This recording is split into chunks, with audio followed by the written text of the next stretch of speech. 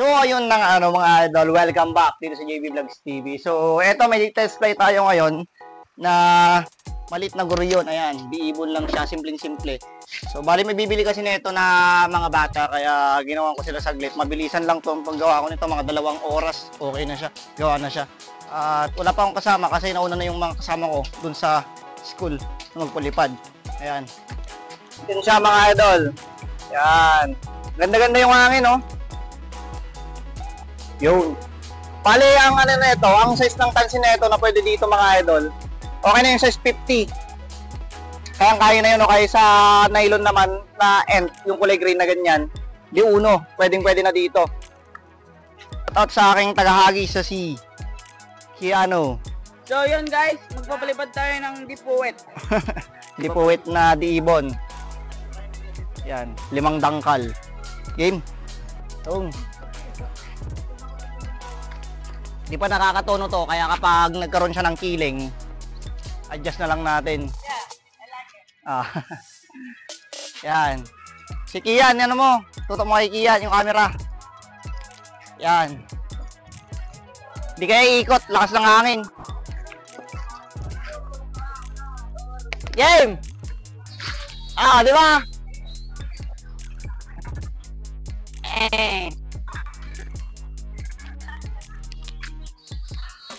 Tingig. Healing.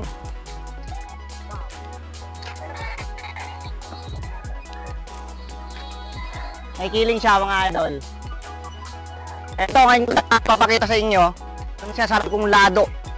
Kasi dami nagtatanong paano mag-adjust ng prion kapag may killing. Sinasabi kong lado, ito na. Pakita na natin para malaman nyo kung paano. Natin sa parispat to eh. Yung lado na tinatawag. Yan. Wait lang, pakita ko sa inyo. Yung tingin niyan, mga idol, dun sa... Iyan, ikaw ka mag-video. Pakita mo itong gagawin ko. Yeah, I like it. Dito siya kanina sa kanan, nagkakiling. Kaya dito natin lalagyan ng lado. Ito, tansi. Lagay natin sa parisukat. Kailangan 4 yung butas nyo para kapag naglagay ka ng lado, naka-ready na. Ayan, lagay natin. Sama nyo yung parisukat na ganyan. Ayan o. Ayan. Parang tatahiin nyo na ganyan, tapos tali nyo sa likod. Na ganyan. Ayan. Yan ang solusyon kapag may killing o kaya umiikot sa taas yung saranggola nyo. Yeah, I like it. O yan, ganyan. Try natin. Sa paden. Hagis mo muna to. Ano yung tali natin? Tansin natin, nawawala. Yan, wala. Dito. Dito yan. Hagis mo din. 150? Oo. Ilang dangkal to? 5 dangkal. 10 kapag baby, yung dadangkal. Game.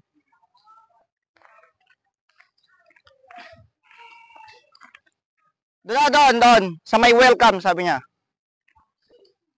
Welcome. Medyo humina yung hangin Oh. Okay lang yan.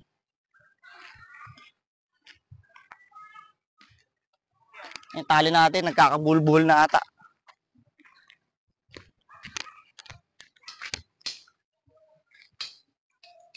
Oh. Game. Healing pa din ata. Hindi na. Okay na.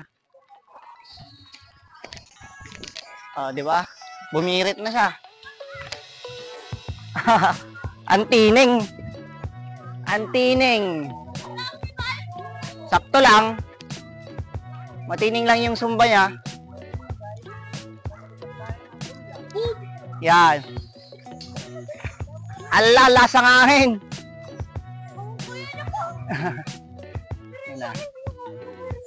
Hindi niya kaya? Pareha si Pabalat. Pinalipad din yung Tora-Tora. Yung sa atin, maliit. Sige, magkakabulan yung taling dalawa dyan.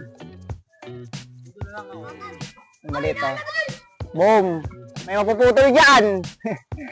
Pag may naputol dyan, bahala kayo magkabol. Kambal, Tora-Tora, tsaka diibon. Hala, sige, di mapakali yung Tora-Tora. Pati isa ko Tumagilid na. Pati isa tagilid ah. Hindi, yung hangin lang yan. Lulusan mo pa. Nagko-collapse. Pag binigla mo na nilulusan talagang kukollapse talaga, parang magdadive. Yeah, I like it. Mawalan ng control. Yan. Likod nito, kulang pa sa lulos. Mababa pa kasi. Pag medyo tumaas yan, mas maganda lipad niya. Isaan. Taso mapayong yung yung diibon o kay dipuwit. Bomba na. Bomba na, Gar. Ayan na mga idol. Angas, di ba? Oh. Wala. Focus natin. Ayan siya mga idol. Angas ang tindig. Yun. Tapos ito naman yung Tortora. O, di ba? Medyo malambot yung backpack ng Tortora mga idol, pero okay lang 'yan. Kasi kahit malakas yung hangin, kaya niya. At hindi basta-basta mababali yung kawayan na ginamit ko diyan dahil matibay at laon. Ito yung diibon. O meron ba? Hingi tayo kawayan kapag nakapunta ako doon. Para makagawa na tayo kasi ubos na yung kawayan ko eh. Oo. Kuha ko bukas. Alam nyo mga idol, bihira yung mga maliliit na saranggola o kaya guryon na tumatagal o kaya kinakaya yung mga bagyo ang hangin. Kaya kapag ikaw nakagawa ka ng ganon, yung kaya niya yung malakas na hangin, ibig sabihin, tunay ka na hustler o kaya magaling sa paggagawa. Ops, tatawa yung tali! Dito ka, dito. Yan. Muntikan na tinamaan mga idol. Eto, sobrang liit na ito. Mga nasa, 1 meter lang yung kanyang laki. Pero bagyo yung hangin ngayon, sobrang lakas, kaya kaya niya pa rin. Hindi siya bumabagsak o kaya hindi siya umiikot. Kung gusto niyo naman ng mga guryo na pambagyuhan, talaga sigurado, gawa kayo ng malaki, mga higit sa isang dipa, yun pambagyuhan yun. Kaya niyang baliwalan yung hangin. Basta okay siya, wala siyang kiling, kaya malakas na hangin. Saan? Nagpapalipad din daw. Ang layo, malayo. Sa yan? Sa Barrientos yan, kila Tata Badong. Okay, Kuya Badong. Kay Kabagis Badong na gumagawa rin ng guryon dito sa amin. May ginawa siya ko na ditatin. Oo. May star din. Katol na rin yung ginagamit niya pampabalat. Kasi sa amin dito mga idol, dalawa lang kami na gumagamit ng katol na pandikit sa plastic. Kasi ang gamit dito yung Yemarap, tapos glue. Ako yung gumagawa dito na plastic yung pabalat. Dati charol yung gamit ko, rugby, pero ang problema sa charol kapag tumatagal, lumulutong yung plastic niya, lalo kapag na-stuck o kaya nababad sa init. Kaya pinalitan ko ng eto colored na garbage bag. Kung gusto niyo bumili, meron sa sa palengke.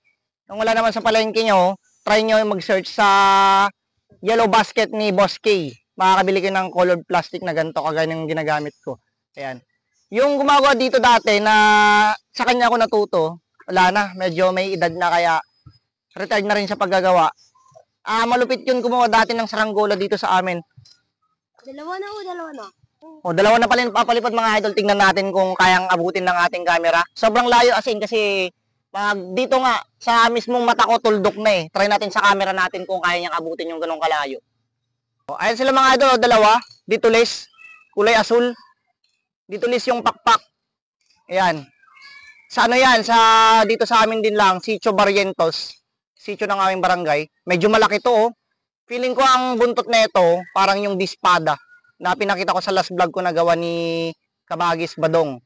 Ayan. Siya rin lang yung gumagawa ng mga saranggola dyan sa part ng Barrientos. Dalawa Yung pakpak nilang dalawa halos magsalubong na, tupi na. Ayan. Kasi sobrang lakas nga ng hangin dito mga idol. Yan. Yan. Subali pinalipad din yung jet kite. Lakas ng kanyang sumpa. Angas ng tindig. Eto, legend na to. Tong guryon kong to mga idol. Sobrang tagal na yan sa akin. Hanggang ngayon, buhay pa. Pag dumating siguro yung bago kong plastic, papalitan ko ng pabalat yan dahil may mga butas-butas na eh. Angas pa rin, no? Ayan pala, yung ating hinete. Okay, yung piloto natin sa jet natin. Di masyadong nilulusan ng malayo kay ng mataas kasi masakit sa kamay, wala siyang dalang gloves, nakalimutan niya. Ito naman yung maliit. Yan, yan si Denden. Yung pinapalipad niya. Maliit. Sabi ni yung kapatid ko. So bali kailangan na nating ibaba dahil mag-aalas 6 na naman. Marami pa tayong kailangan sikasuhin. Ayan, tapos para may bigay na rin natin sa may-ari tong bagong gawa natin na dipuwit sa Diibon. Tapos may mga need pa ako na kailangan pa akong ituloy na mga new project natin. Na mga order din. Daming order, tambak. Kaya sa mga may order sa akin, hindi ko pa nagagawa yung order niya. Pasensya na kayo kasi may nang kalaban, isa-isa lang. Natatamaan na ata ng tali. Paano natin na ganito? May natin pulunin minsanan.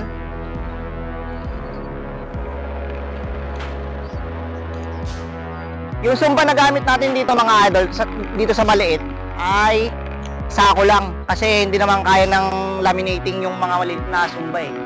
Yung laminating film o kaya film strip, mga Mountain Dew na plastic bottle, ganun. Pang malaking sumba lang, nasa 100 cm yung sukat pahaba. O kaya ay mas higit pa doon. Ginagamit na bawig niya.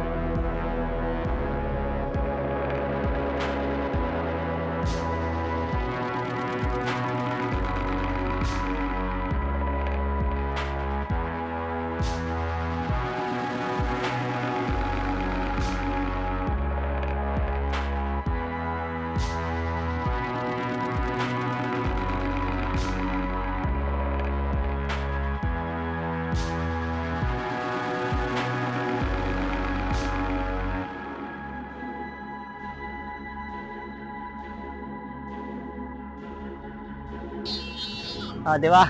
Malikot siya kapag nasa baba. Op, op, op, op, op.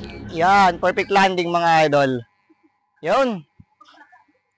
Natapos na naman ang ating panibagong vlog. At syempre sana nag-enjoy ka sa video natin mga idol. Nga pala sa mga bagong bisita, syempre pindutin mo na yung subscribe, ano pang hinihintay mo para next video ko, kaya next Saranggola vlog ko ay updated ka, okay? So kita-kita lang ulit sa mga next vlog mga idol. God bless.